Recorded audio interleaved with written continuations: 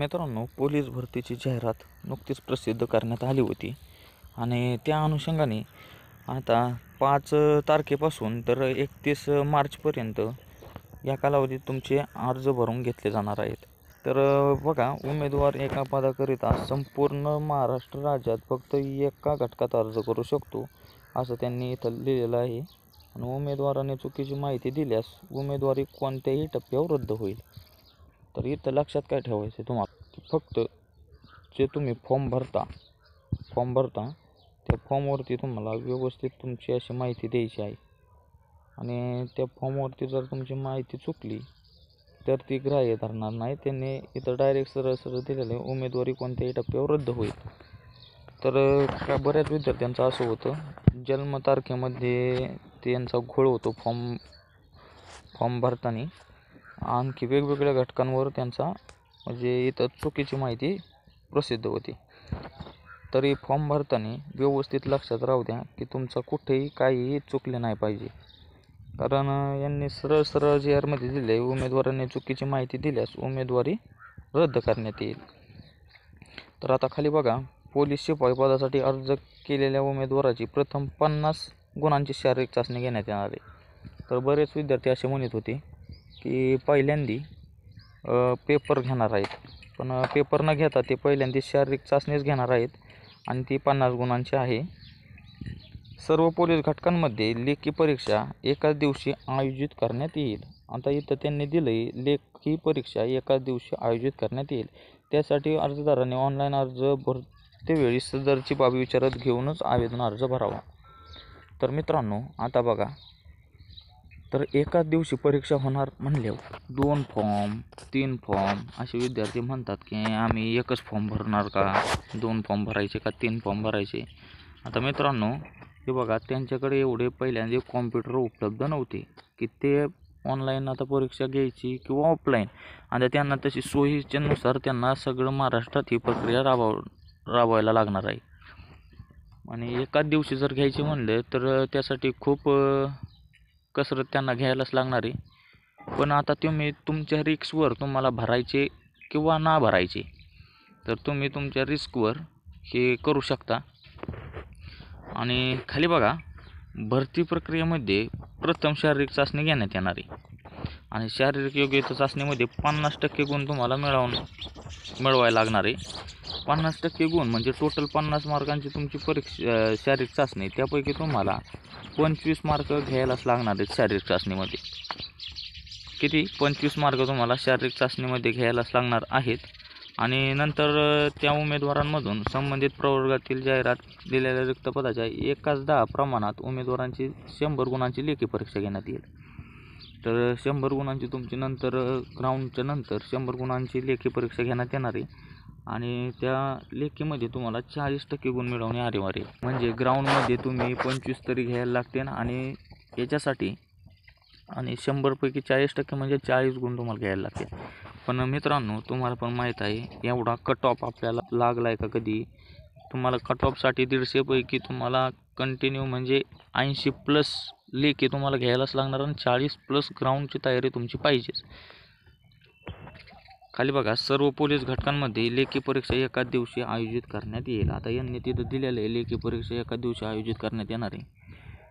मग ही बाब तुम्ही विचारात घ्या, किती फॉर्म भरायचे हा तुमचा विषय राहिला. तरी आता यांनी इथं दिलं आहे म्हणल्यानंतर ते 100% प्रक्रिया राबवू शकतात तशी. तर तुम्हाला किती फॉर्म भरायचे, काय करायचे हे तुमच्यानुसार डिपेंड राहील. आता शारीरिक चाचणी आणि लेखी चाचणी यामध्ये नमूद केलेल्या 2 निकषांच्या निकालाच्या आधारे उमेदवारांमधून एक गुणवत्ता यादी तयार केली जाईल. तर लेखी चाचणी ही तुमचे 2 इव्हेंटनुसार तुमचा शेवटचा कट ऑफ लागला जाणार. तर तुम्ही व्यवस्थित फॉर्म भरताना चुका करू नका. आणि राहिला विषय फॉर्मचा, तर फॉर्म भरतेवेळी तुम्ही जरा विचार करून फॉर्म भरा. कारण तुम्हाला किती फॉर्म भरायचे हे तुमचं तुम्ही ठरवा आणि व्यवस्थित अशी तयारी करा.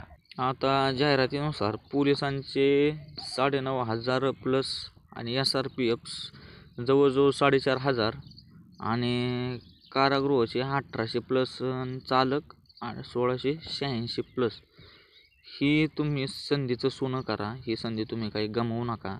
आणि 5 मार्चला सुरू होणार आहेत फॉर्म, म्हणजे उद्यापासून 31 मार्चपर्यंत. आणि अजून 10 दिवस वाढवले जातील. त्याच्यामुळं तुम्ही चुका करू नका फॉर्म भरताना. आणि ग्राउंड हे जूनमध्ये घेणार असं वरिष्ठ अधिकाऱ्याने सांगितलेलं आहे. पण त्याची ती परिस्थिती बघून तसं ठरवतील. ग्राउंड मागं पुढं पण होऊ शकतं.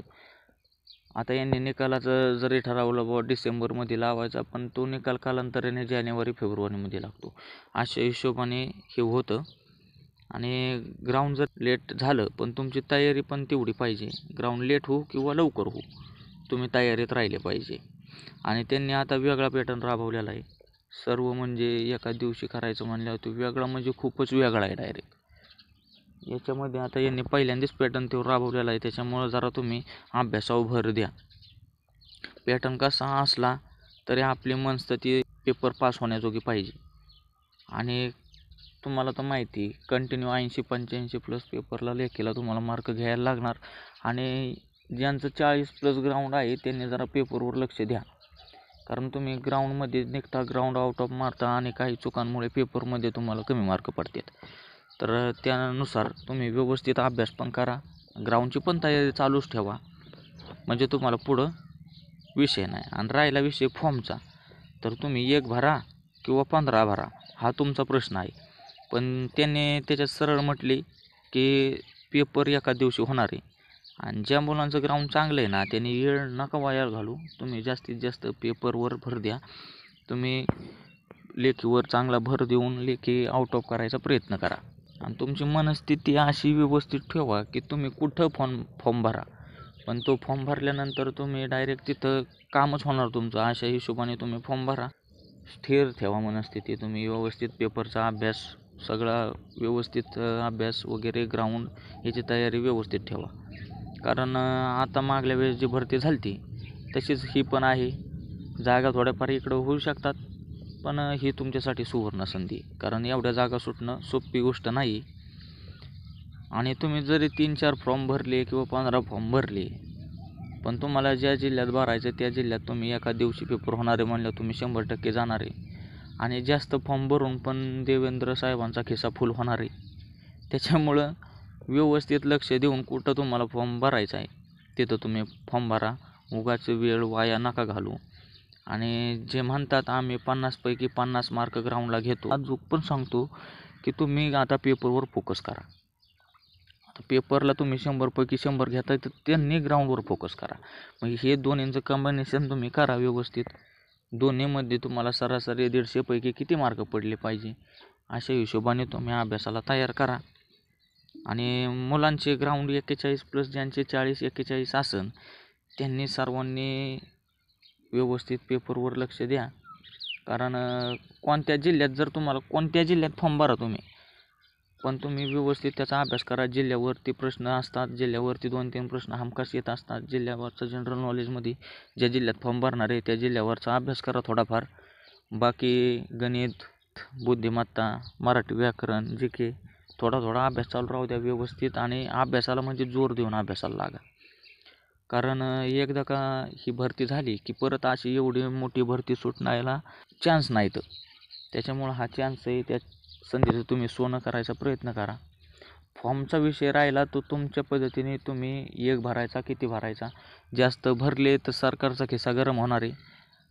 आणि कमी जरी भरायचं म्हणला 1 जरी फॉर्म, तर विचार करून एकदम सगळ्या जागा बघून तुम्हाला बघायच्या असतात. तर सगळ्या जिल्ह्याने आहे जागा आपण ग्रुपवर PDF टाकलेल्या आहेत. तर स्वप्नपूर्ती ग्रुपची लिंक आपण यूट्यूबला दिलेली. त्याच्यामुळे तिथं जाऊन तुम्ही प्रत्येक जिल्ह्याच्या जागा बघा आणि व्यवस्थित अशी अभ्यासाला तयारी करा. मित्रांनो, धन्यवाद. सर्वांना बेस्ट ऑफ लक. येणारे पोलीस भरतीसाठी चांगली व्यवस्थित तयारी करा आणि घवघवीत यश मिळवा.